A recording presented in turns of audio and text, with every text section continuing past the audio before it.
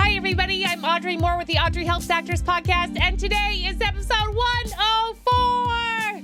Looking to score on this self-tape May wrap-up extravaganza. Hi. This episode, we have Tré Frazier, ladies and gentlemen. Tré Frazier. Tré is an actor-singer who has played principal roles in Hamilton as a standby, including Alexander Hamilton, Aaron Burr, and George Washington. Today, we are going to talk about making money in theater versus TV and film, voiceover, multiple income streams, aging in theater, physical toll of being in a Broadway show, and do you need to go to school for it? We're also going to talk about self-taping! Woo! It's done! You did it! This was truly the most fun year yet. And not for nothing, but how cool is it that I got Sean Astin on? I want to thank everyone who participated. Congrats to everyone who finished even one singular soul tape. But for everyone who finished 16 tapes by midnight was entered into a random drawing to win our biggest prize yet, including a year of Castability, a session with self-tapes here, a Casting Network's premium annual membership, a 2.5-hour headshot session with Bella Seville photography, free admission to Erica Bream and Kara Shoot Rosenbaum's class, Ace Your Self-Tape, co-stars, free admission to Amy Linden's Saturday intensive class, and so much more. And now, the winner of Self-Tape May 2023, drawn at random by me on a random number generator, is Maytapes _JoJo.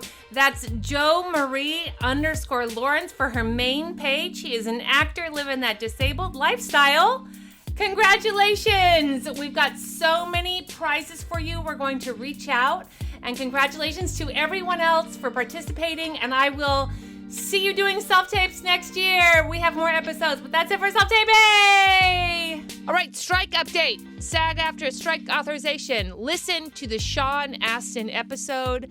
I made it 15 minutes for you. Please share it. There is no ads. There is no intro. We just get right into it, just talking about the process to get to the strike authorization, what we are authorizing a strike for, and what our negotiators are going to go in and fight for us. It's going to be awesome. You are going to love it. And today, by the end of today, the 5th, today, you need to have pushed submit. You need to have logged in. All you need is your SAG number and the last 4 of your social, and you will get a little pin, a little ID pin. Your dues must be paid up by the last November. So November 2022. If you are paid up by November 2022, log in right now. If you haven't, log in. Vote yes, a huge, emphatic yes. We also had an amazing, huge strike meetup party on Friday. I think we're recording this a day early, so hopefully it was amazing and huge. Thank you to everyone who came out to show support and solidarity. It means so much to our sister unions in the WGA, and it sets us up for our own negotiations. Solidarity! If you want to see more or listen to more information on the strike updates, I really recommend listening to Strike Talk. Okay, you also thought today was going to be J. Marie from The Dream. I'm pushing that a week. So you have one more week to listen to The Dream podcast. There is a little link in the show notes. The Dream podcast. You've got one more week to catch up on that. This week's podcast is brought to you by Castability. Get real feedback on your self-tapes from real casting professionals. Also by Abundance Bound to help you get your money together. What better time to get your money together during a strike? What else are you going to do? Do it! Get your money together! Also by Self-Tapes Here. Get some coaching or get a professional self-tape done by a professional session runner. He knows a thing or two about self-tapes. That's Jeff Pride at Self-Tapes Here. All right, everyone. I hope that you are on your way to an audition. I hope that you get a self-tape. I hope that you book it. Audrey helps actors because they don't know anything. Hi, everybody. I'm Audrey Moore with the Audrey Helps Actors podcast, and today we have... Tré Frazier. Hi, Tré. How are you? Hi, I'm great. How are you? Thank you so much for having me. I'm so thrilled to have you on. So let's just briefly talk about our coming together. I posted on social media so everyone knows and was like, I will have anyone on my podcast who gets me tickets to Hamilton. And not only did you deliver, but you delivered in fantastic fashion. We had wonderful seats. The show was wonderful. So tell everyone a little bit about yourself. Thank you. Thank you so much. Yes, first of all, so glad you all enjoyed the show and that we got to make that happen for you guys. We waited years for you to open back up. Yeah. It was a years-long endeavor, so I'm sure. We were thrilled. Yes, I'm so glad that dream finally came true. For all of us, right, exactly. But yes, hi, I'm Tré. I'm an actor with Hamilton. I am with the Ann Peggy Company of Hamilton, which is one of the few national tours of the show that is currently going on across the United States. And what I do, I am what is known as a principal standby in the world of musical theater, which means that I don't do every single show every day. I don't do 8 shows a week. I stand by for principal roles. So I cover a lot of the principal men in Hamilton. Right. So if I'm not on stage, I'm usually backstage or in rehearsal or watching the show or any other sort of thing. But whenever they need to go on because somebody's sick, somebody's injured, somebody has bereavement, personal days, vacation, whatever it is, I'm one of the people that they call on. And how many characters do you cover traditionally? So currently I cover 5. I cover 5 principal men. Overall, I have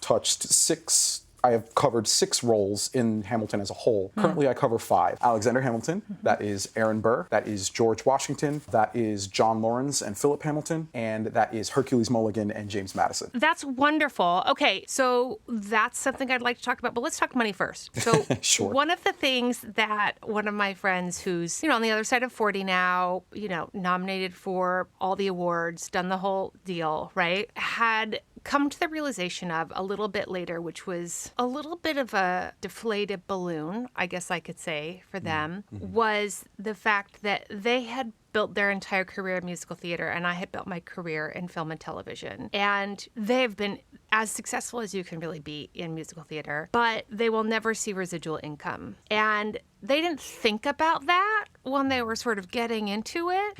And now, as a film and television actor, I make a significant portion of my living off of passive income. And even if I were to book a commercial that's a little bit more of the moment, right, meaning I probably shot it this year, it's airing this year, it's still a residual income model that allows me to continue to pursue more opportunities while the passive income is coming in.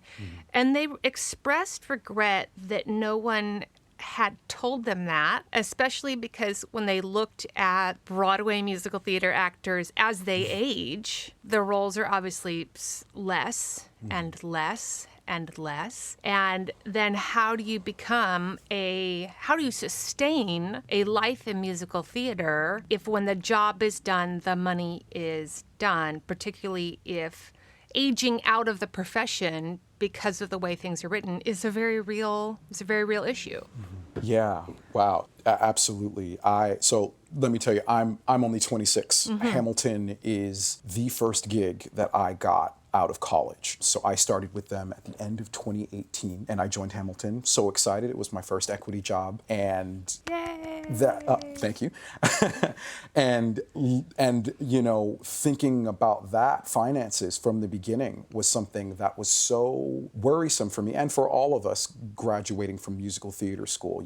There's no guarantee of any sort of financial stability, any dollar amount per year at all. So I was very grateful when I got with Hamilton just because of the popularity and prestige that it had. And I knew that it paid fairly well getting out of school. And I was very, very, very particular about how much I was going to have, how much I was going to save. Because, to a kid fresh out of college and getting what I was getting from Hamilton, I had never seen anything close to that before. Right. Yeah. Yeah. So I was very deliberate about saving up and paying off my student loans. And once I did that, I thought about, okay, what are my other long-term goals? I thought I eventually would like to invest some of this money if I could one day. I opened up a separate account that has money that I just throw right into every week without even thinking about it. And not everybody goes into a job like this with that sort of mindset. Right. Yeah. I think it's very rare. So how did you know how did you know to do that? Because one of the biggest things that we talk about on this podcast all the time is financial realities. And it's because most people have success and they think that success is their new permanent state, and that the career, as you've already discussed, is in ebbs and flows. Yes. And you don't know how big the ebbs are going to be, and you don't know how big the flows are going to be. Yeah. And so preparing and working financially with, you want to have a good life, but also take care of yourself for the short term, the longer-ish term, and the very long term. Yes. So how did you know to do those things? So I had the very, very, very fortunate situation of going to a school that had some fairly successful people within the musical theater space.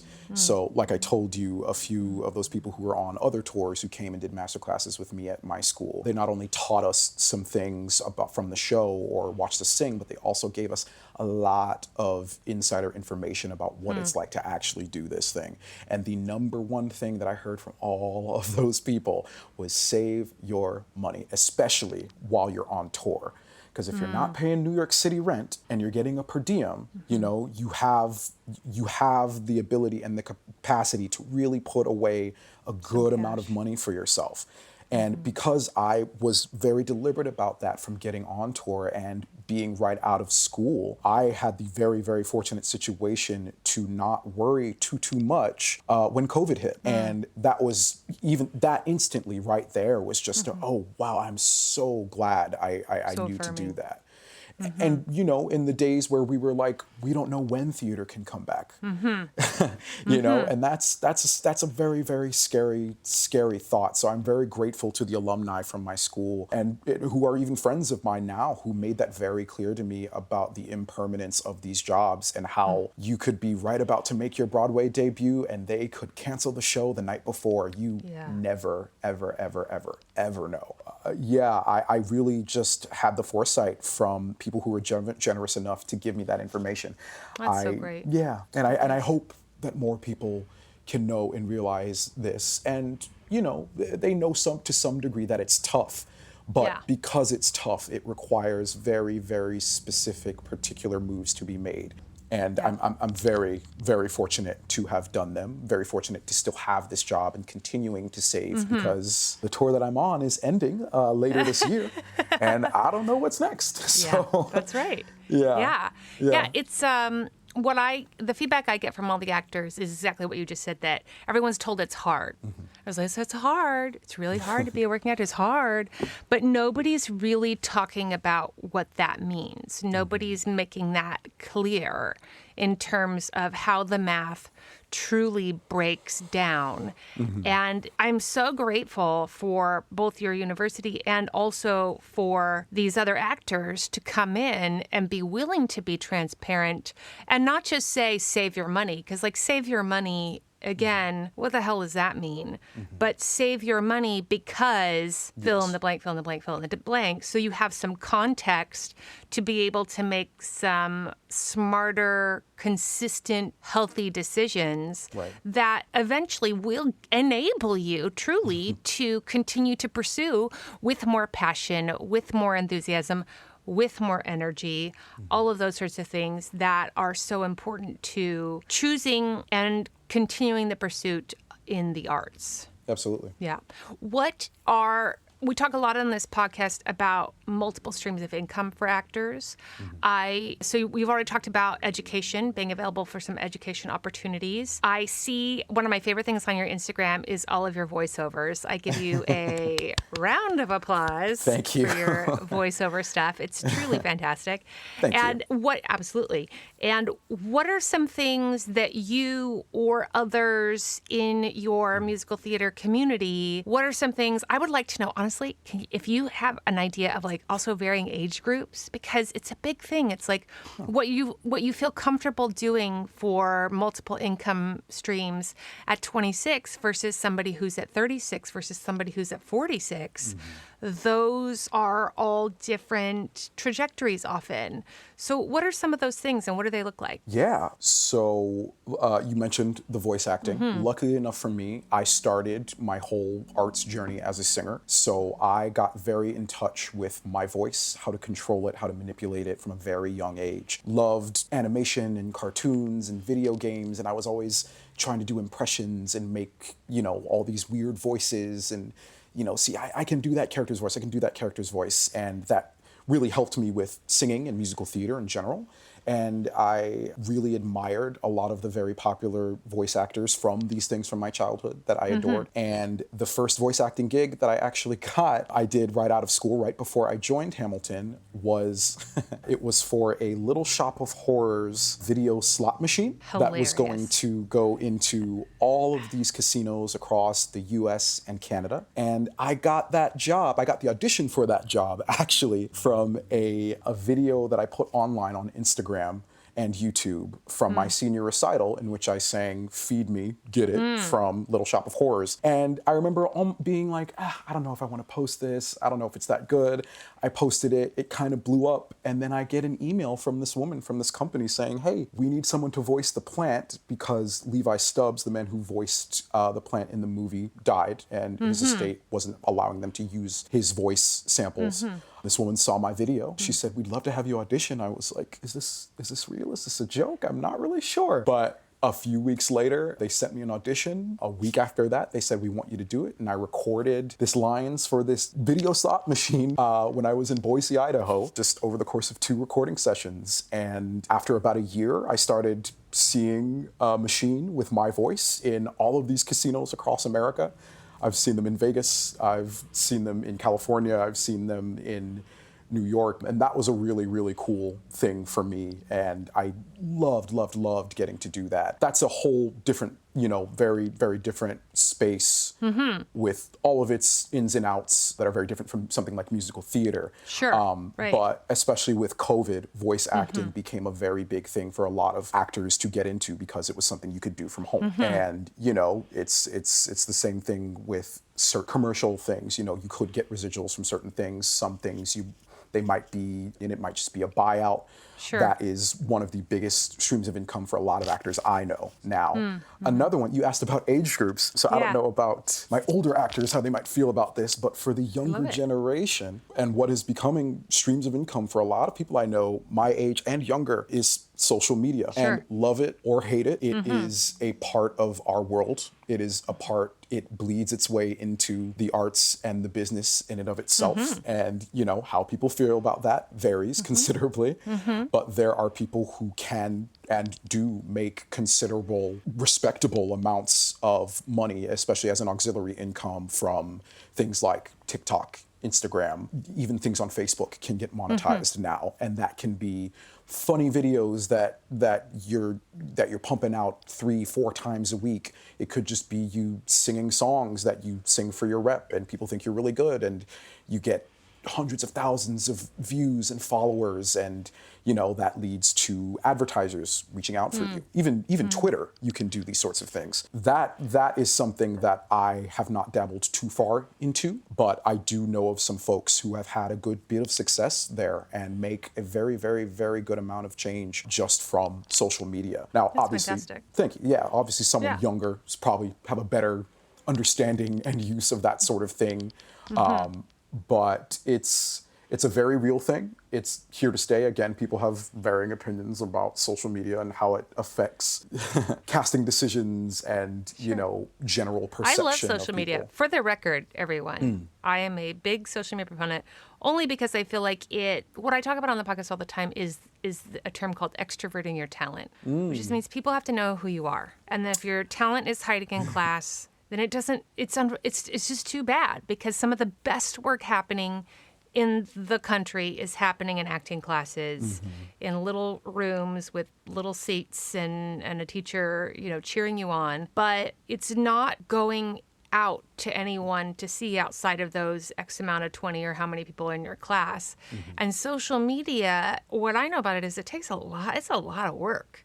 It is. It's a lot of work. Yeah. It's a lot of showing up, and it's a lot of refining and putting yourself out there. And I understand intellectually people getting grumpy about it, but from the people that I know who are successful at it, it is a full occupation. Absolutely. There's a lot of tension, and there is a lot of craft and creativity going into its success. Yes, 100%. For a lot of people, they put so much time and effort to these every single day. It's not just doing whatever content you like to put out, whether that's singing videos or you like to do scenes from movies, or you're just making funny videos using the sounds on TikTok or whatever.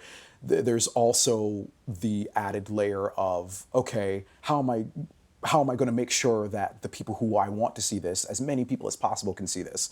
People playing on to trends, popular music at the time, the new TV show that just came out, and they work these popular culture things into their content. And that for the people that do that so regularly and so well, I commend them, because I would feel fairly boxed in, but for some people they thrive in working around that sort of challenge, and that's the sort of things that the algorithms like to push to people, get them hundreds of thousands, millions of views, get their follower counts up, and get those advertisers in to say, hey, could you do an ad for us? We'll pay you X amount of money, and then they're getting this amount of money per views, and next thing you know, they've got half of their rent money just from social media. And that's something. There's a lot of power in that, and I get that people feel scared about it. But yeah, like you said, your talent shouldn't be hiding. And you mentioned when we started that you couldn't find too much of me on the internet. Well, your talent isn't hiding. I would like to say your story is hiding. Your talent is not. I When see. I was trying to find more info about who you are, where you're from, what's your story, all the things, that was hard to find. But actual extroversion of so much of what you're capable of was all over and fantastic. So Gotcha. To be clear. Thank you. Of Okay, course, thank you. You got it. Okay. In terms of actors, I don't know. I mean, Hamilton has a lot of varying cast members of ages. I'm not sure about tours, but you're enmeshed in the musical theater world. How many actors would you say that work consistently in musical theater are, like, percentage-wise, 35 and under, from what you can see? Percentage-wise, definitely quite a bit more than the plus 35 line, because, it's brutal, and, you get out to New York City or wherever at 22, you're not booking a lot of work by the time you're 30. A lot of people, they bounce out. They bounce out, they go back home, they completely pivot. It's pretty crazy. Even studying musical theater, when they accept a class into a musical theater program, at most of them, they very much account for the rate of people that will drop out even after just the first year. And that's still college-aged years. That's not even getting into the real world and doing the audition grind, doing the searching for agents, building relationships with casting directors, auditioning just in general, If I had to guess, I would say it's probably upper 50 to 60-ish% who are under 30. That would be my guess. Yeah, My guess is somewhere around under there. 35, probably around 60%, right? Sure, yeah. And Or I think of like an ensemble. Right? How many of the ensemble? Oh. Well, when I think of like the whole cast and how much of the cast is the ensemble, I think a lot of the ensemble is very young because, like you said, just physically what it does on your body is so strenuous that I think of the whole of it is the majority is ensemble, and the vast majority of ensemble is under 35, and then you might have a couple of larger character roles, and I really mean like a couple that are older than that. Absolutely. Yeah, and yes, especially with the ensemble, if you're dance focused in general, it is sad. The sad reality is that there's generally going to be a, lower age threshold for you because of the physical toll that it will take on your body. So generally speaking, the principals in our shows can often be older.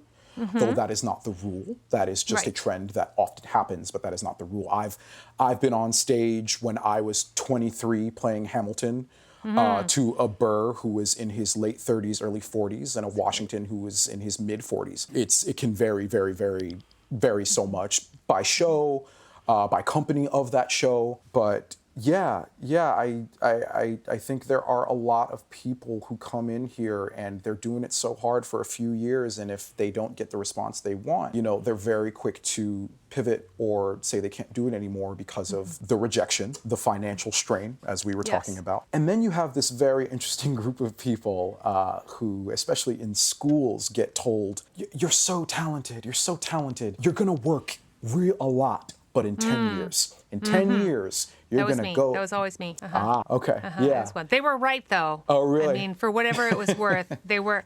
Well, I'm very tall, and I've always carried, like in college, every time we would have a semester review, and at the semester review, they would say, Audrey, you're 18 and you don't need to be 18 going on 30. And then the next semester they'd be like, Audrey, you're 18, you don't need to be 18 going on 35. Because I carried myself like I wanted to be the older leading ladies all the time. And so they really saw that. And there was truth for sure. And I don't know how much of that was just casting coming into my own, or how much of that was amount of roles available to whatever I walked into, and how much of that was just it takes time to build your career sometimes, and that was just what it is. But yes, that happens.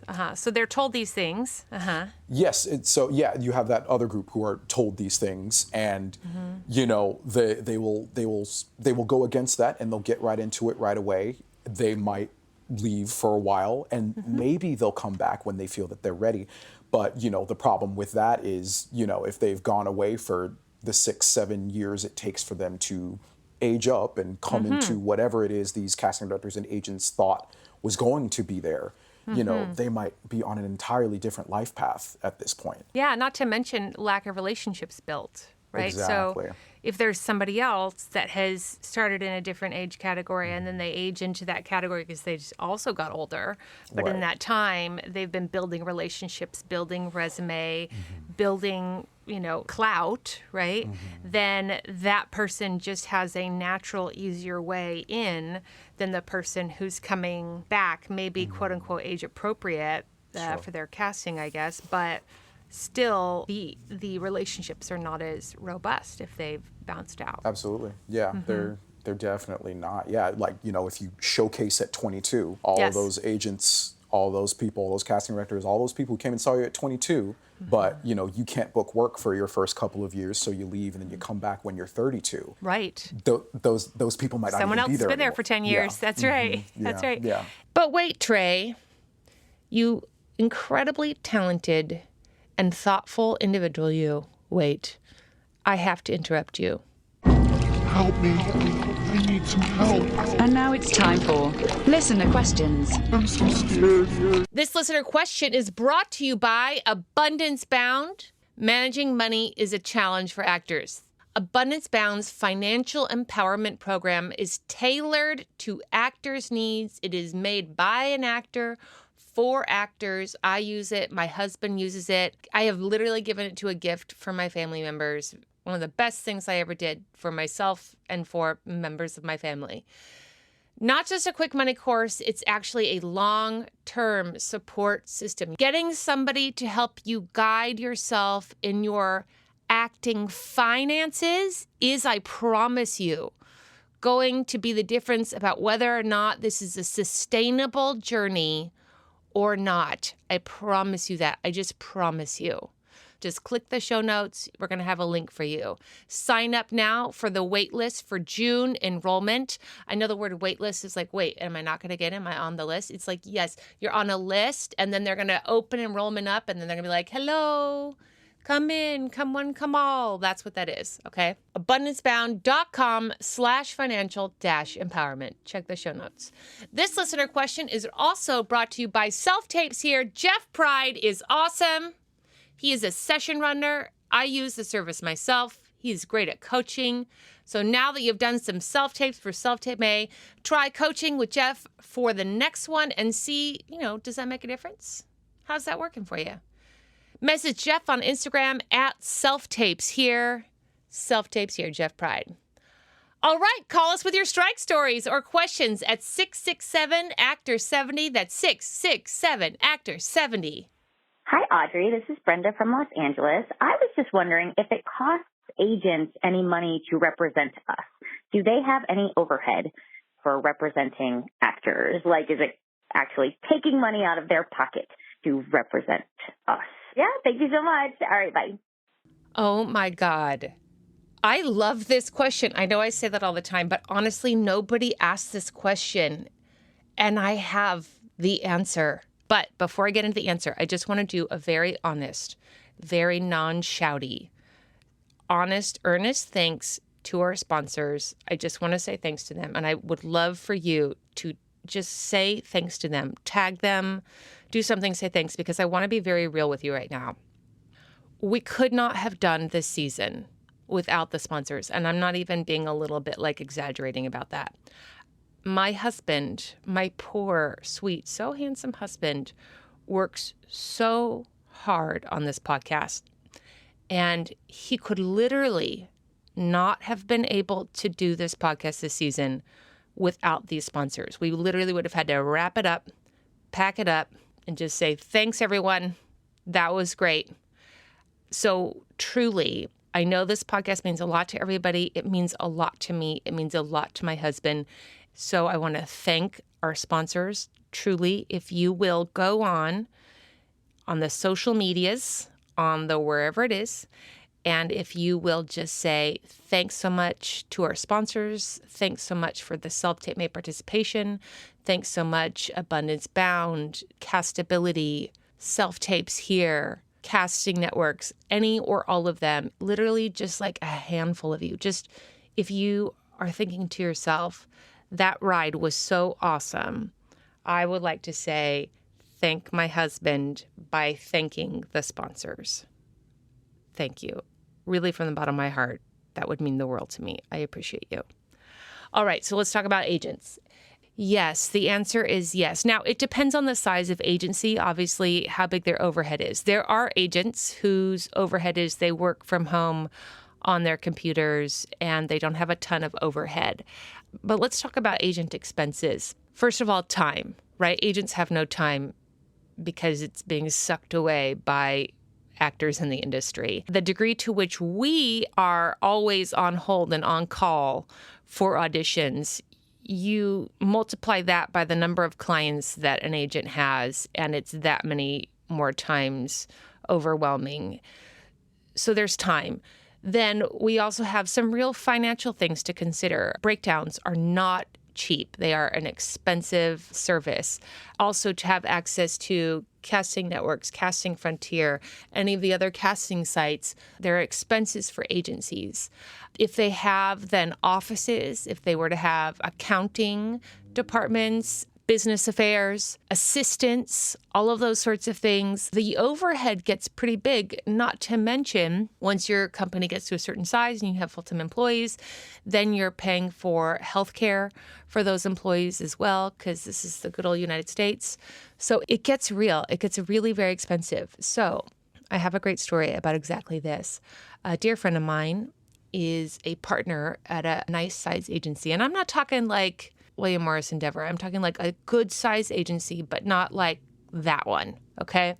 And this friend of mine was being promoted to partner, and one of the other partners at the agency sat them down and said, welcome to the big club. I wanted you to know what's going on here. Every single time we take an actor, it costs our agency $35,000 a year. $35,000 a year. Now, this agent knew there was that kind of math involved, but didn't realize it was $35,000 a year. And so their partner said to them, so that means our actors need to earn $350,000 a year to then give the 10% of $35,000 a year to us on commissions. Now, luckily, they were told, there are enough actors at this particular agency that are making the millions, making the big millions. And so it evens out, hopefully. But the saying is the last thing you want is an actor sitting on your roster. So what that means is not booked out for a job. Once an actor is up and booked out for a job, then you look at the rest of your roster and you just want everyone booked out on jobs. You want your whole roster booked out because they're working. So that's not William Morris Endeavor, but it's not a small, little bitty one-man show agency. And so I just wanted everyone to understand in terms of when you're seeking out representation and you're like, I want to get to this kind of agency or that kind, and you're thinking about the tiers of agencies in terms of who they have contacts with, who they have access to, what kind of relationships they have, that yes, they are putting their reputations on the line when they get you an audition to see whether or not you come through for them. But also, it is very likely costing them money to have you, quote, sit on the roster, just sitting on the roster. Okay. So when you're building your career, I want you to ask yourself, are you at a place where you are bringing in $350,000 a year? And if the answer is no, then maybe you're not qualified for that level of agent. And if you ask yourself, am I in the short term going to be doing that, making that $350,000 a year? Is that like closely on the horizon? And if that's not true, then likely you're not ready for that agent, because how long is an agency going to have you sit on their roster before you become that kind of investment? And I don't want that to discourage you. I don't want you to be like, damn, that sucks, because I know so much seems so far away. So much does. But it is real. It is a business. And agents are running a business that is really, it is a business. I mean, a lot of people, there's creativity involved, but like they got to make their numbers on sales. Making their numbers on sales, and your talent is a thing that is being sold. And how much are you currently making as an actor, and how soon is it reasonable to expect that you will be making more? So thank you for asking that question. That was lovely. And now back to your regularly scheduled program. And these actors that who are in their late 30s to 40s or older that you've had the pleasure to work with, what are they doing for side jobs? Do they have multiple streams of income, or are they just so good with money that they earn and save, or are they in television and film when they're not doing musical theater? Or I hear a big thing is everyone goes and does a cruise ship when they're broke because they pay for everything, and also that the cruise ships are like the kiss of death to musical theater careers because they get so devastated on cruise ships. Because you're like doing 16 musicals, but it's like rocking, and you're like doing Les Mis. It's never like exciting, fun musical. You're like doing Les Mis, and like plates are sort of falling, and you're getting nauseous, and so people are like, I'm out. So what do you know about any of that? So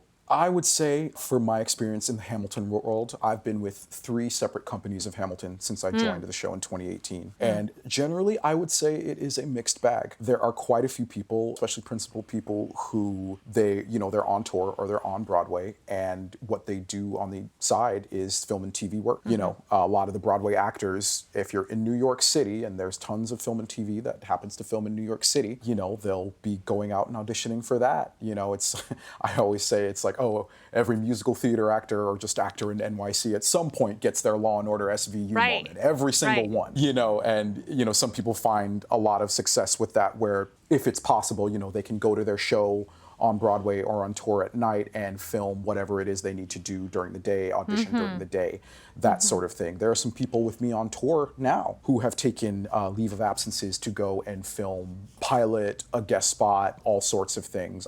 There's a principal in our company who was on a very popular Apple TV Plus show that came out last year. Was just talking to him about it. So yeah, that's a big thing for a lot of people, and some other people do have other side hustles that aren't necessarily acting. There's an actor on the Ann Peggy tour who just left us, but he told me he actually has his own business on the side as well, making and selling wigs. There's another actor from another tour who started his own candle company while he was on tour, and you know, got a network of people to help him with production and distribution and things like that. You know, people get very creative in whatever it is that other people might just, you know, be really good about saving money as well. Sure. There are some people who have been with the same show for 8 to 10 years. And if they were smart about their money from the beginning, they've probably got a pretty cute amount of change saved up. Yeah. So it's funny. Yeah. I remember that in theater school, people would talk about actors doing various shows for like 8 years. And I remember thinking like, that's crazy. And now I have friends who've done it, and it's so fascinating. Part of theater that hasn't changed, which is really, I mean, it's cool. I think it's cool. What about this thing about energy? Okay, so I'm going to tell you the rumor. Okay, this is the rumor about energy in musical theater. The rumor is everyone's on Adderall. That's what I hear. Wow. And listen, everyone's on Adderall on film and television too. They're also on other stuff, but I hear what the word on the street is, well, yeah, nobody talks about how, you know, everyone's like, how can you do 8 shows a week? And nobody's like Adderall. Nobody tells you that side of the story. So I understand there's youth, but there's also drugs. Drugs have never been like an old part or a non-existent part of our profession. Performers and drugs, we have a long-standing historical relationship. We certainly do, how's don't the we? health? Yes. How's the health in terms of managing energy? Is that something that is shocking to people? Is that part of them looking for particular kinds of performers? Can you handle stamina? Things like that? Yes, that is a huge part of it in, you know, just with the medium of theater being live in and of itself, you run into this issue of you have to do it at, you know, show effort, show volume, show level 8 times a week, because XYZ person who comes in, you don't know, they paid so much for this ticket, or they've been waiting years to see it, and you got to give them the show that they've been waiting to see, you know, no matter if it's 2:00 on a Saturday afternoon in a small town in the middle of nowhere, or if it's on the biggest stage you've ever been on. So yes, energy is definitely something that is a very, very, very big thing when it comes to casting for musicals, especially something as huge and as long and as demanding as something like Hamilton. A few things. I actually, because I'm a standby, I don't actually do the 8 shows a week thing. So I'm still kind of actually on the outside of that, which is crazy to me. But I've done 8 shows consistently before, but there was a break in between of like a day off or a personal day or whatever. The most I ever did, that happened a little while ago. But yeah, one of the things that they look for when you're auditioning for this show is, can you bring the energy level? Can you be consistent? I was in the room for Hamilton in the run of auditions that got me the job 6 times. And the reason for that is that they want to see if you can be consistent. You know, they want to see that you can bring that same show level energy every single time. And sometimes that was at 10 a.m., you know, sometimes that was towards the end of the afternoon. And they want to know that, you know, if you're amazing the first time, they're like, oh, great. They want to know that that's not a fluke, you know, can you bring that at the drop of a hat, especially for someone like me who has to be ready me at the drop of a hat. You know, I might find out I'm on a week earlier. I might not find out I'm on until I get to the theater at half hour. Yeah. Sometimes I have to go on in the middle of the show, and that requires you to have a fairly consistent level of stamina, energy, consistency in general. Yeah, it's a ton. 8 shows a week is a lot for a lot of people. I've seen it do a lot to people's bodies, do a lot to people's spirits and emotions. Yeah. Yeah, that's very real. Especially with the the very controversial 5-show weekend that a lot of shows employ. Not all of them do, but the tour that I'm on does employ this, which is 1 show on Friday, 2 shows on Saturday, and 2 shows on Sunday. So that is 5 shows back to back to back to back. I mean, it's just too much. I mean, that's just, you know. I agree.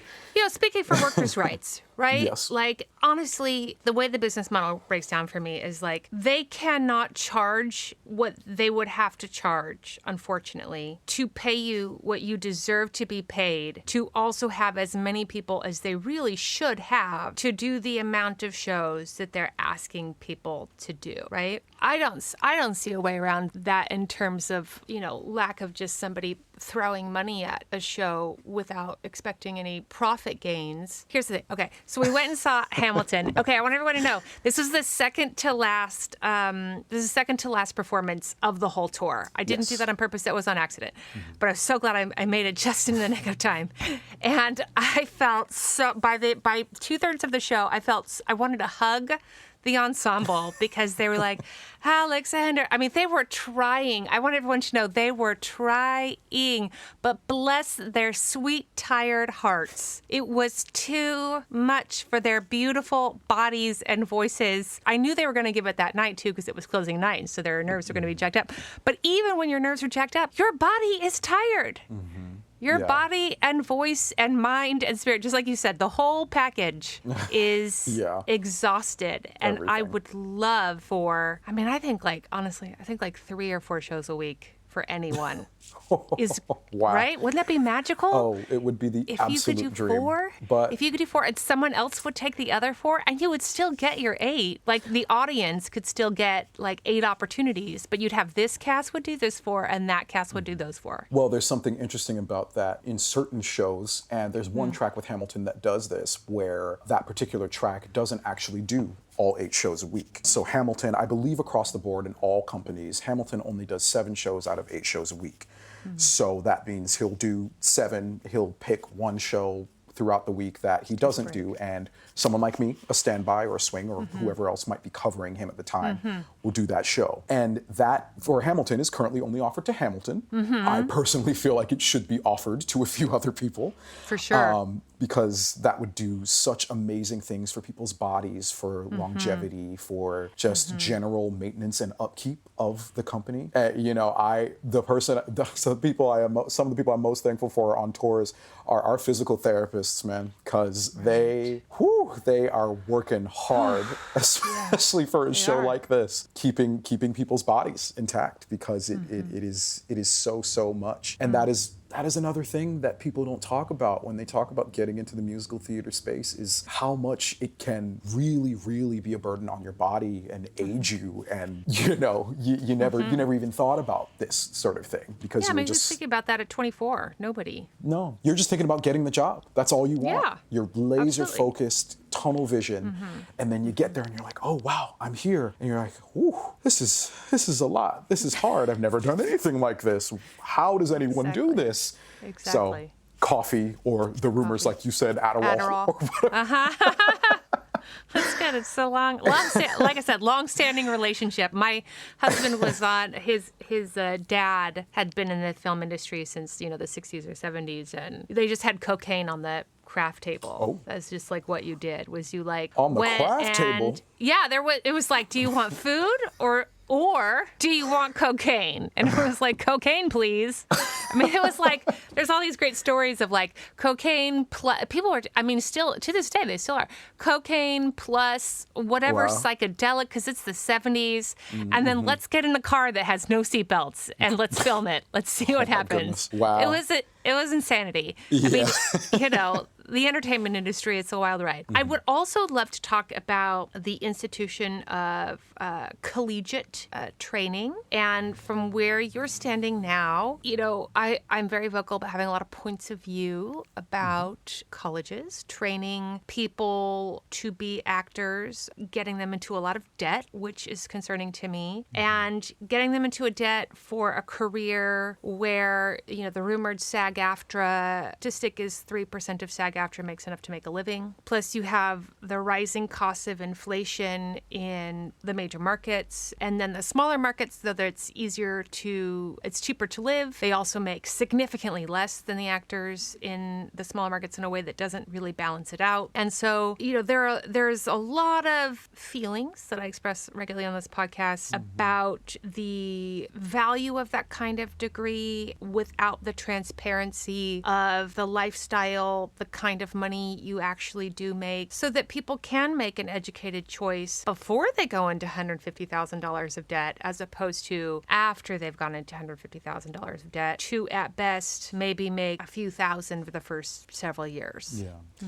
So like I was saying before, no two paths to this career, this business, this fulfillment, success, or whatever are the same. There are a lot of people in this business who did go to college for performance, musical theater, whatever, what have you, who did go into debt, who did do all of the student loans, who went through that whole thing, and very, very, very, very much regret it because of all of those things you mentioned, the inconsistency of pay and employment in general, and the constant amounts of rejection that is just inherently a part of what we do, and of course it sucks to go to $40,000 into debt, and I'm constantly being told no 3-4 times a week for a year and a half. It's incredibly draining on people's mental and emotional health. And like I said, art especially musical theater, it's so subjective. And each of these universities are going to be peddling to you whatever their version is of come to our school, come spend your money. This is how you're going to get that thing.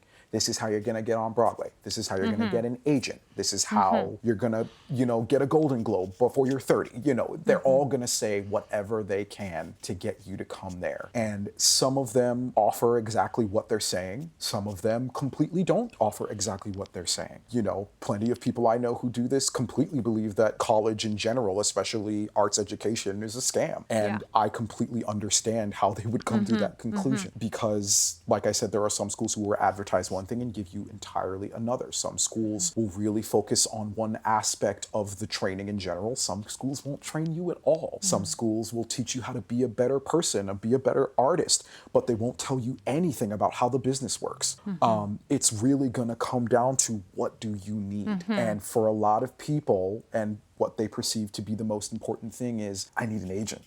I need someone to get me into the rooms because they perceive that to be the hardest thing. And yes, having representation, especially right out of school, is going to help you so much and give you a lot. That doesn't mean it's impossible for you to book work or for you to find representation on your own. But colleges are very, very good at making it feel like you have to come here. Oh, honey, you need a degree, otherwise they're not going to see you.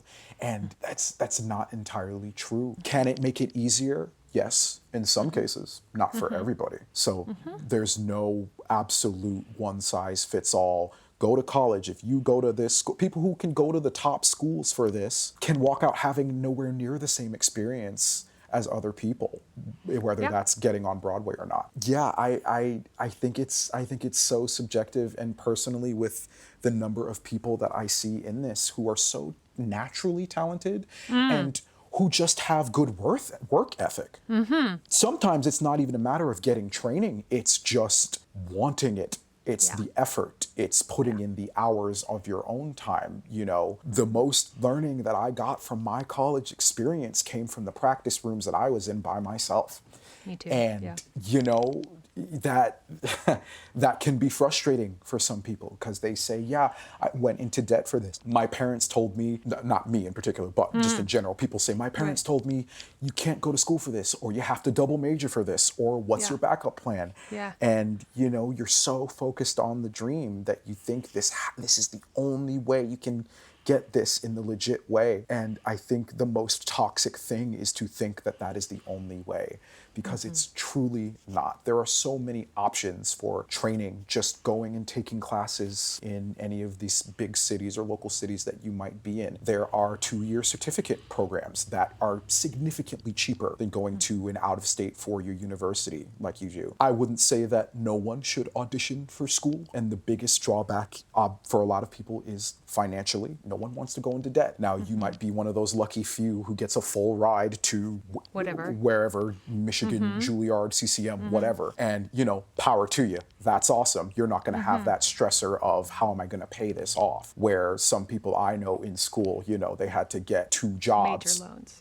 Yeah, and major loans to pay their way through school. And the higher education system in America is something that I, especially after being in it, I have so many issues with. Yes. And then crossing that with the arts, it's a very, very layered conversation. But the biggest thing I could say is it is not the only way, and it is not impossible if it's not the way that you choose. And another thing, sorry, I love it. Yeah, I get it. I'm ready. Another thing that does not get talked about nearly enough that I think is starting to come to light is, especially with education, is the gap of affluence and wealth of students that end up going to some of these schools. Because there are some people who obviously get into musical theater, which is a very, very low-yielding financially sort of field, but they come in with, an incredible head start financially from whatever that might be, their family, their parents, their family business, or whatever. And they are at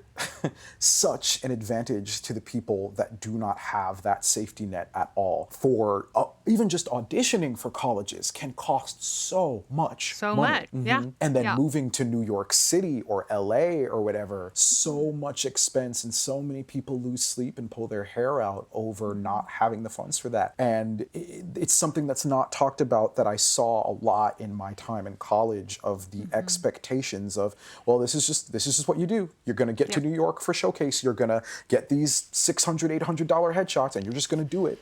Some people could do that without thinking about it, and some people had to get another job to pay for those things. And that is insane to me in a place of learning, or what should be a place of learning. I remember in school, and for the record for everyone, I had a blast in college. I was acting all day and all night. I was living my best life. I was fortunate in that I was on almost a full scholarship, which was great. And I remember I had the exact same experience that I remember being invited to a party like my junior or senior year, and one of the other actors, was like, "Are you going?" And I said, "I can't, I'm working." And I did have 2 or 3 jobs every year, depending on the year or the semester. And I remember this actor saying to me, "Audrey, you're always working." And I said, "Yeah." And he said, "What if I just gave you $1 million?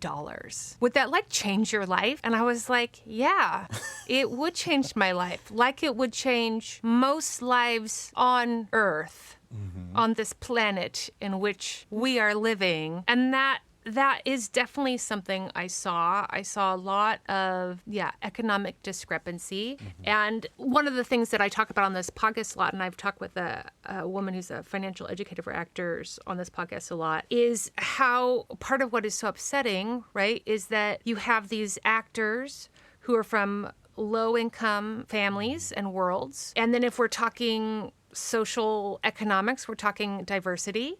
If we're talking diversity, then we're talking a lot of loans maybe to a certain economic group and racial group. And then what are the roles available to that group when they graduate? What are the actual spots being given? And so, I think we have a lot of work to do in terms of getting word out there, getting access. I'm so grateful for the ability that the internet can give so much access to people of all sorts of backgrounds. But it's really horrifying. And that is not to say that I didn't have an incredible time. And I am phenomenally grateful for my school. I am phenomenally grateful for my scholarship. I am phenomenally grateful for my training. It has made me the actor I am. And also, thank God I didn't have to take out a bunch of loans. Right. Yeah. I don't know where I would be if I hadn't gotten that opportunity. I probably would have taken the loans. I probably would have taken tens of thousands of dollars of loans. And I just don't know how I could have gotten out of that financially as an actor. Yeah. There's so many people in the musical theater space well into their 30s, still 40s even, still paying off their loans. And yeah, that is a very, very big conversation about higher education in this country. True story. Yeah, I really, really, really wish it could be much more cut and dry of, this is how you do it. And, don't worry about money, but that's a fantasy world that we're not living in right now. Totally. I get it. Well, very good. That's really, I love I love your point of view, and I also love your transparency that it doesn't have to be that route, because a lot of actors that I talk with are like, well, I didn't have that education. And I'm like, it doesn't. First of all, I tell them, like, listen, in Los Angeles, you could literally put Yale on your resume and no one knows. Honestly, not a single person. I could be Audrey Moore, Yale, class of whatever, just Yale grad. I could have graduated in economics at Yale, and I just put Yale grad, and no one, Yale, oh, great. Like, there are 3 people in this town who were going to ask me about my Yale. I didn't go to Yale, everyone. But if I put it on my resume, there were 3 people in a lifetime that are really going to get on me about my Yale education. And it's different in New York, but in Los Angeles, I'm listen. Everybody's lying in LA. Right. I'm like, Everybody's lying in LA. I knew that from the moment I got there. Yeah. I was like, listen, if you're in Los Angeles and you're insecure about your education, just throw Yale on there. No one will care. No one will notice. And maybe they'll even find it refreshing that you're such a unique voice from Yale, the Yale School of Drama. Maybe they will. Maybe they will. We'll find out. But wait, Tré, you incredibly talented and thoughtful individual, Wait, I have to interrupt you. Help me. I need some help. And now it's time for listener questions. I'm so scared. This listener question is brought to you by Castability. Now that you put in so much work over Self-Tape May, so many of you are like, Self-Tape June? Also, so many of you are like, OMG, that was the most fun. Turns out I really do love acting still, now that I'm not destroyed by the crushing weight of my own expectations in late-stage capitalism. If you want to keep the practice going and you want to have sides come to you, sides that are like, hey, here's some sides for you, find out your strengths and your weaknesses with their feedback in believability, specificity, creativity, personality, and finally, castability means somebody's going to get the role. Somebody's going to pretend to get the role, because everybody likes a little hit of competition and validation. Visit Castability.Actor/Self-Tape May 2023 for some special offers. And now that Self-Tape May has completed, you can use your promo code Audrey10 to save 10%. I love giving money away in the form of discounts. It's like my most favorite thing. All right, call us with your strike stories or questions at 667-ACTOR-70. Hi, Audrey. This is Sunshine, and I listen from New Orleans, Louisiana. My question is there a resource that can educate me on film set jargon? Because I don't want to be booked and then arrive on set and then not know what people are talking about. Thank you so much for all your help and everything you do. Bye. Hiya. Thank you so much for this question. All right. So just really quickly, even the last listener question, you did not get on your phone and thank our sponsors. Will you do that right now? I appreciate it. It means the world to me. Okay, now in terms of these resources, I'm actually going to have a link to Sam Valentine's Actor Dictionary. It's called The Actor Dictionary. We'll have a link in the show notes, so go check it out. And now back to your regularly scheduled program. So great. I have my wrap-up questions. Sure, no problem. My first question is social media. Where can people find and follow your magical self? Yes, I am most active on Instagram. You can find my Instagram at JTF Sings. Those are my initials, JTF. Oh, also, my first name is James. Tré is my middle name. Great. So that's me, JTF Sings. That is my handle on Instagram. I also have a bit of a little TikTok following that I started to build up on throughout the pandemic. That is also at JTF Sings. I also have a Twitter that I don't use too much, but that's also JTF Sings as well. So those are the places you can find me. Yeah. Wonderful. I would love to personally ask you to put your picture up on the Broadway database and also on IMDb Pro so that when people Google you for this, your beautiful face shows up. Okay, good. IBDB and IMDb. Yes. Yes. Because they're going to give you some love, and I want the people to be like, look at this beautiful man. Well, okay, that'd be great. nice. Let's do it. My next question is, do you have any questions for me? You don't have to, but I always ask.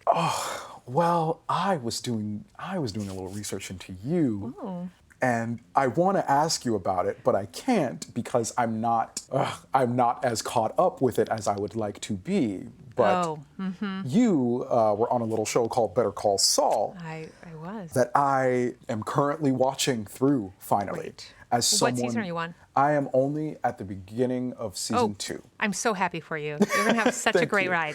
And It's going to be great. And Breaking Bad was one of my favorite things ever. I've watched it through so many times. I'm trying to get my fiance into it right now. Yes. It was just this perfect thing, and I was so scared of starting Better Call Saul. I was so scared of starting it because I was like, I can't. Oh, if it's not good, It's really I don't want it to ruin it. I don't want it to soil it. Breaking Bad was just this perfect thing for me and a lot of people, obviously. But seeing how it's gotten nothing but glowing reception from the first season to the very last, I thought it was finally time to get in there and do Dive it. And in. I'm so glad I am. So when I get to wherever you come in, which I think is in a later season, I will be It's looking season out 2. for you. It is season 2? I come in season 2. Yeah. Oh, You'll wonderful. See me. I'm on the first episode of season 2. So excited to see you and I'll be like, oh my God, I know I'll be that Leonardo DiCaprio meme from Once Upon a Time in Hollywood. The pointing at the TV, I know her, yeah. But yes, maybe, instead of talking about your character, I just curious about what it was like to be on such a huge project at the time with all of this, the historical acclaim of something as big as Breaking Bad that became this cultural phenomenon, and then to be a part of the next chapter of that. What was that like for you? Yeah, it was amazing. I mean, people often, I have been very fortunate, truly, in that the vast majority of my resume, through no fault of my own, has just happened to be explosive critical hits, which is nice for me. But in terms of people asking me, and every time you do a show, everyone's like, how's the group? How was it? How was the experience? Or I get a lot in publicity like, what's the best show you've ever worked on? And it was always Better Call Saul because they had the support of the network from the moment they started the show because it was their top show. So then it was like whatever they need is whatever they'll get. And the writers are arguably the best ever. And same for the actors. And essentially it's, I tell people it was like playing for like the winning Super Bowl team because everyone's just like, I'm on this team. I'm a winner. We're all winners. Yeah. And again, because the show had earned so much respect with its network, we never went over, I don't know that we ever went over 10 hours. I mean, it was like 10, 12-hour days max, but I think it was 10. Wow. And it was really important to get the crew, instead of breaking at 12 hours and then getting the crew out and then back early, it was like, no, we're going to be done in 10 hours max. Often we would end earlier than that, which is unheard of. And everyone was just so thrilled to be a part of the team. Resources in terms of anything that you needed were never an issue. And on top of which, the cast, the crew, the writers, the directors, every single person was just like, hey, how's it going? What's going on? Just really thrilled. And so that that to me has been really exciting. It's also, my mom is a huge Breaking Bad and Better Call Saul fan. So that's always nice when your mom like is excited about anything I do. It's just that like sweet, sweet parental validation I've been seeking for my entire life. So to get a little squeeze of that is always very satisfying. Awesome. Amazing. Yeah. Thank you. Of course. Okay. I want to ask, what is the best part about the business for you? The best part about the business. Whew. I mean, it's the people, and that can across the board. That is cast members, that is crew members, and the fans, the people. The thing that's so great about theater is that there is this immediate gratification and relationship that is created between you and the performer and the audience that is there. It's personal.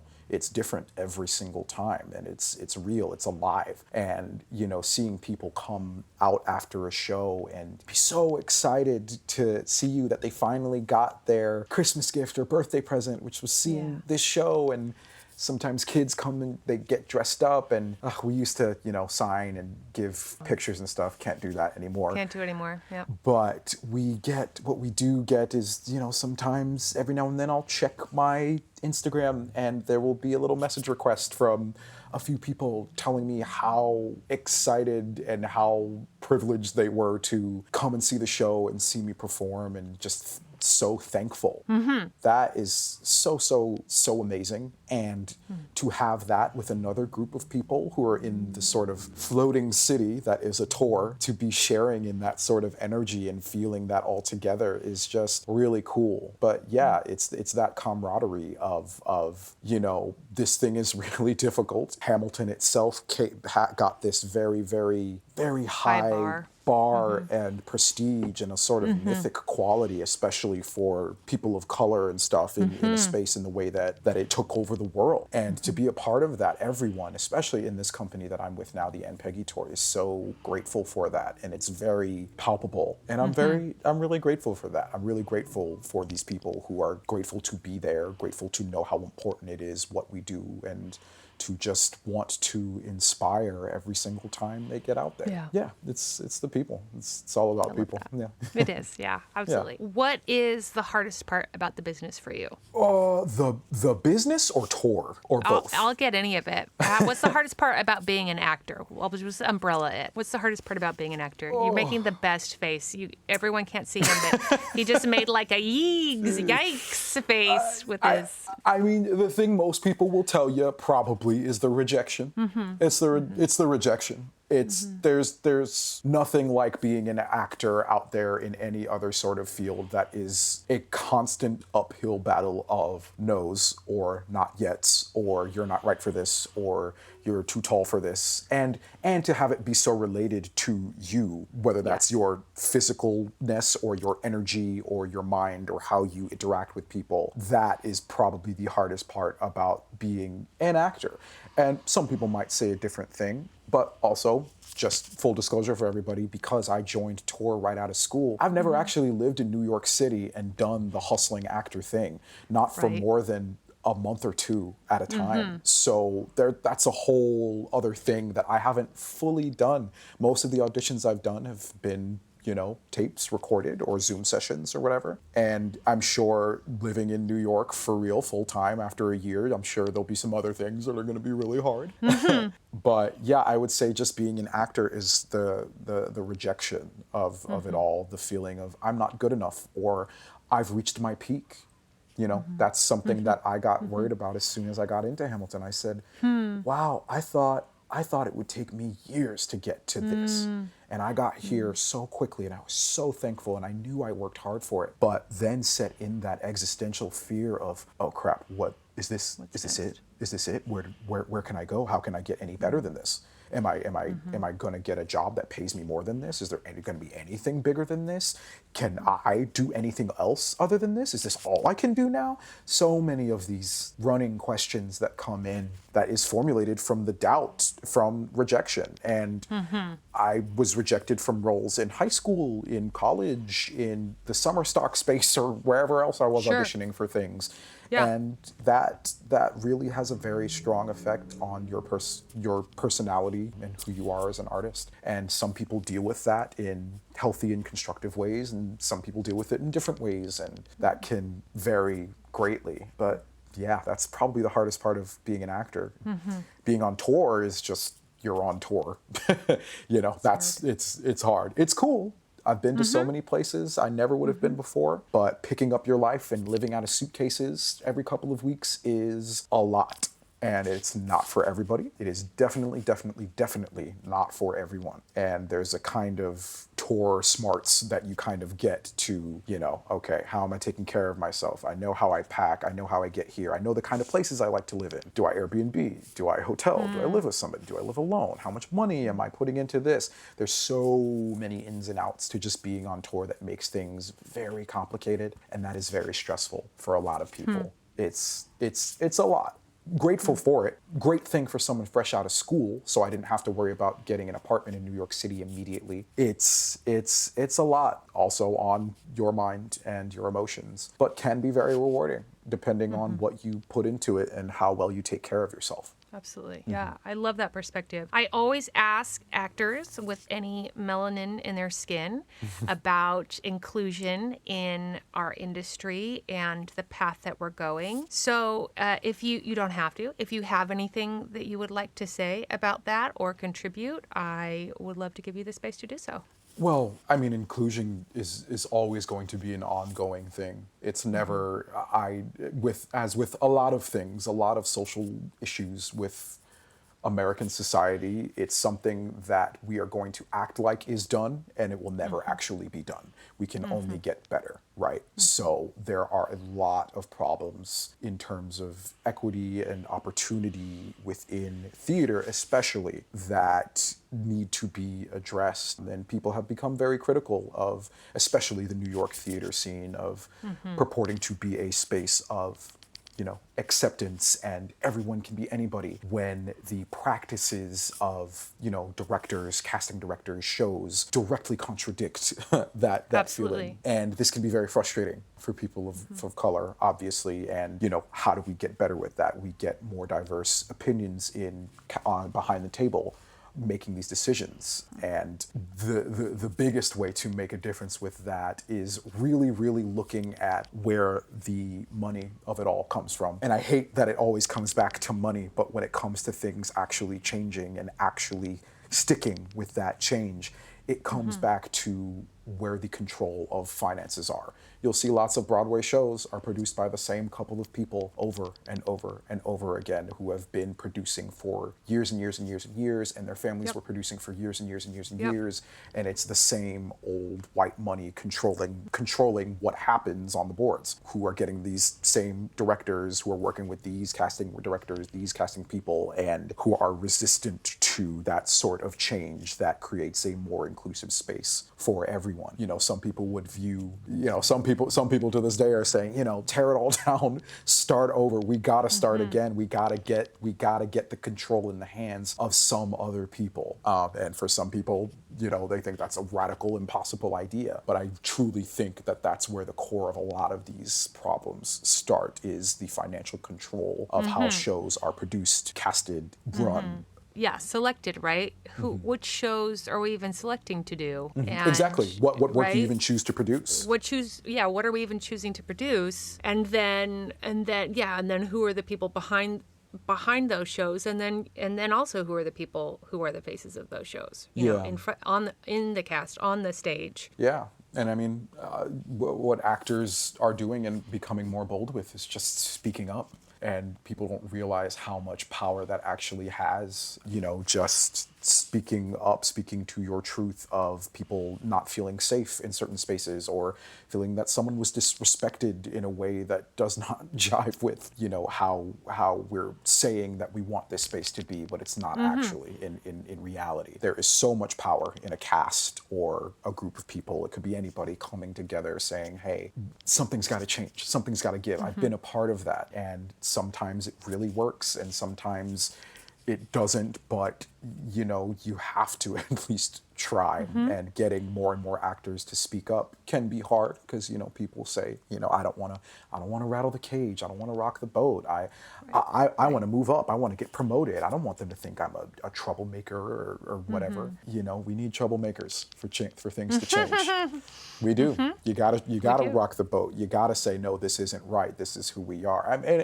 I'm doing a show about revolution and standing up for, you know, things that I don't believe that they didn't believe were right. You know, freedoms that they needed to have in and of itself, and the spirit of that, I would hope, would inform a lot of people in these sorts of how do we make this a safer space for everybody? How do we get more inclusion?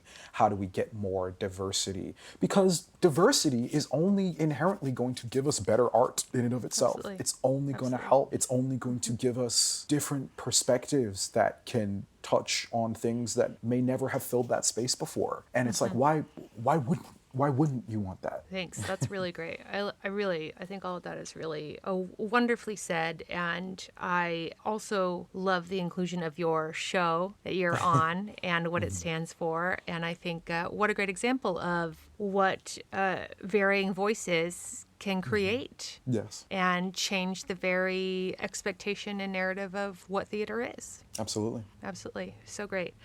What do you wish someone had managed to teach you or get you to understand about the industry when you were just a wee babe entering for the first time?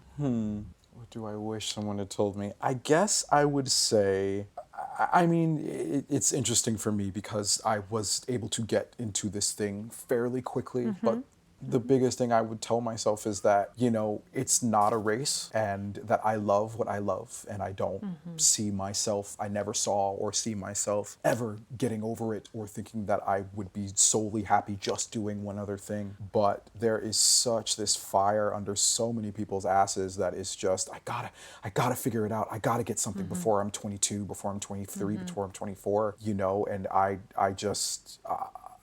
would tell myself and other people to just slow down and be patient. And yes, the grind is real and the grind is necessary, but you can grind in a way that does not absolutely tear you down and tear you apart, because there's so much worry around all of it. And, you know, a lot of things that people say is what's meant for you is what's meant for you. And it might not be exactly when you think that you deserve it or when you think you've worked hard enough for it, but when it comes around, it will come around.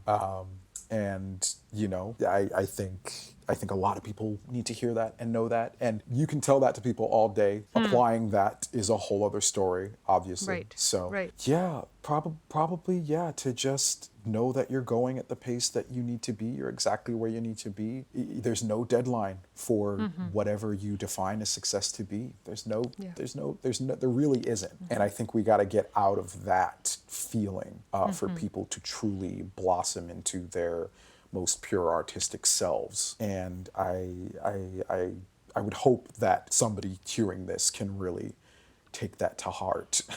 Stay humble more than anything, which I hope that I've done a good job with, but that was something that was instilled in me from my parents from a very young age.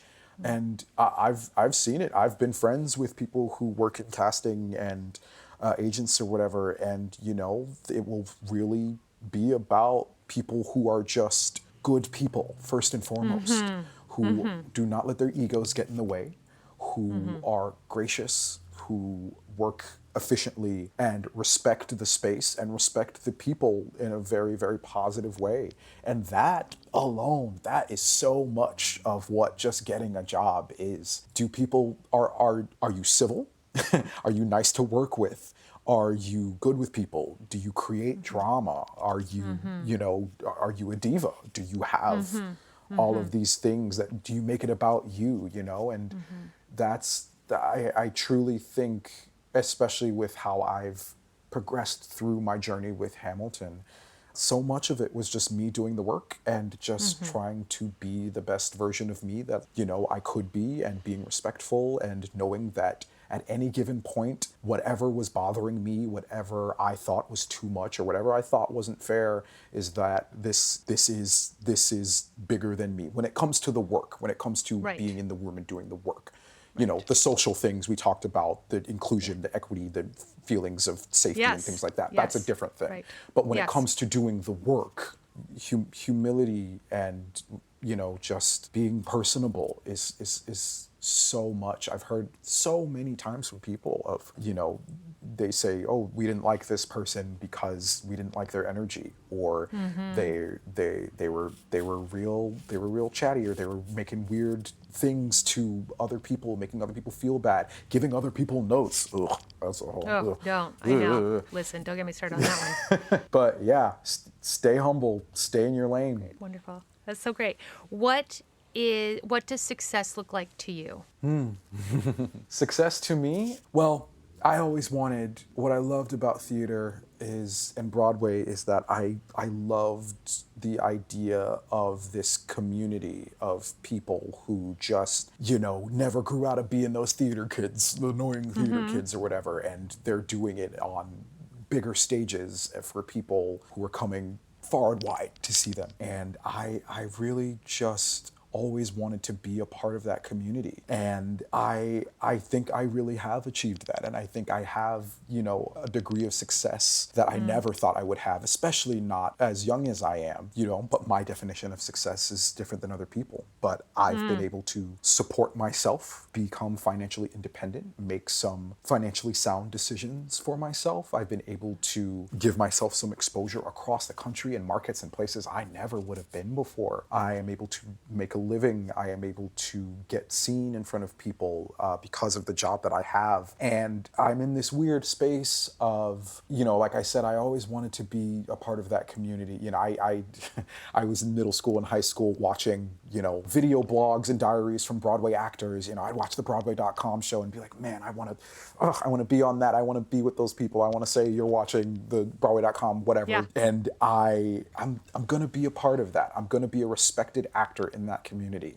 And that's all I really wanted. I wanted the theater community to know me, respect me, and want to work with me. That was really what it was about for me. But now I'm in this space of been on tour for so long and the pandemic and everything. And I haven't actually really lived in that place where that community really is and thrives and what we perceive to be the top threshold or whatever of that is. And I still weirdly do feel like I am a part of that community at the same time. I have friends when I do visit the city and I'm like, it's so crazy. I love being on tour, but, I feel like nobody knows me. And I had a friend come to me and say, oh, no, people know who you are. And I was like, what? People don't know who I am. It's like, no, Tré, people know who you are. They do. And I was like, I haven't been here. But it was like, oh no, they've heard about this kid doing Hamilton, covering these roles, playing all this stuff on tour and all the road and stuff. And, it's a smallish community and people talk and people travel. It's cool to be like, oh wow, I really am a part of this, even though I'm not directly where I think I would need or want to be quite yet. But it's cool to know that I exist in a space and people say good things about me, and I have a job that fulfills me a lot, and I can't believe I do it every single time I get on that stage. And to me, that is success, Yeah, very good. I love it. Last question is, we end with mildly interesting. Sure. This can be a product. It can be a show. It can be something you've learned, something you think other people should know. It can be a recommendation. Any of the following works. If you would like some time, I will go first. I think I'd like some time. Okay, great. Okay, my mildly interesting is an article that I posted on Instagram that we will link to this, and it's about people who value being special over being happy, which I think is something that is a popular topic in conundrum for actors. And so these are people who essentially seek validation over the enjoyment and quality of life. I see a lot of actors fall prey to this. A lot of actors only feel happy if they're getting auditions and they're booking jobs. And if they're not getting auditions or booking jobs and they're not getting that hit of you're the special one chosen today, then they feel just, inconsolably unhappy. And I think it's so we're going to post it, and I hope everyone will take a little read. Great. Yeah. Great. Oh, you said it can be a show? Sure can be. Sure. Being a musical theater actor, and like we said, It is not the most financially secure thing. So a lot of musical theater actors break into the film and TV space. You know, while I was in LA, I took some class out there. I took a little bit of class in New York while I was there for a few, like 2 months or so. But very recently, I had some talks with my agents about being like, okay, what if this is what I'm going for, you know, what are some things that I really feel like I could do? And so I started looking around and asking some friends, even from Hamilton, for some recommendations of things that I was like, okay, well, what is something that if I were to book a TV show or whatever, what is the type of role that I would play? And my friend on my tour, a fellow standby, recommended to me the second season of a show called Love Life, which was on HBO Max, I believe, starring William Jackson Harper. And he said, I think this entire show would be an absolute perfect thing for you to watch and get some scenes from and get an idea of something that you could play. And I started watching it and I was like, wow, I saw it immediately. Within the first 15 minutes, I was like, oh my God, that is something I could really do. Because that doesn't happen super often for me, where I watch a show or a movie or whatever, and I see so directly myself not in every single way, but in so many ways that are more obvious than, and what consuming art is all about empathy in general. You know, we find the pieces of ourselves that we can find in whatever character, whether or not they look like us or have the exact same experiences of us at all. But this show, I was like, oh yeah, I could play this so well. It's so good so far. I'm not even all the way through it, but it's Love Life season 2. They did cancel the show, unfortunately, but for me, a young black man in my 20s who was looking for something that, felt like I could really dig my teeth into, that would make a lot of sense for me to realistically play right now, that I would say, if a casting director says, so what's the type of things you're doing? I would immediately go, Love Life season 2, William Jackson Harper. That role is something that I absolutely know that I could do. So if you haven't seen that, I would say check that out. It's really great. I will. I haven't seen the first season, but it has a very strong fan following. People were very outraged when they told there wasn't going to be a season 3. Maybe it'll find a new home. Hopefully. But yeah, I was just very excited to find something that I just so heavily identified with. I love that. Yeah. That's wonderful. Well, I am so glad you came on. Please congratulate yourself and your fiance on your engagement. Thank you so much. Magical. So congratulations to you both. That's wonderful. And I look so forward to seeing your career unfold. I'm so excited for you. I just think you're going to have, I am not worried that you have peaked at all. I mean, I think the roles you are going to grow and go into are going to be so scrumptious. And one of the best things about growing up in this profession, being on this side of the age range, is that, the business changes in such crazy ways that you couldn't have possibly anticipated, and brings about opportunities that are so surprising and also so satisfying and exciting. And so do not fear, the best is yet to come. Thank you. I sure hope so. You got it. Next week on Audrey Helps Actors, I think we're going to do Jane Marie. So you've got 1 more week to just get in there, get your hands in there and listen to the dream. Link in the show notes. Thank you so much to Tré. Tré, thank you so much. I loved your show. I want to also shout out to everyone who invites me to their show. I want you to know that I am a whore for musical theater. I am a whore for musical theater, ladies and gentlemen. I am a total slut for musical theater. I love musical theater. I'm going to be in New York on the 16th through the 25th. I will see you in Manhattan. Are you in a musical theater play? I'm talking to you, Husk, a musical about corn. You have a ticket for me? I'm kind of pretty serious. I would love to go, and I will cheer you on, and I will post pictures, and I will be thrilled.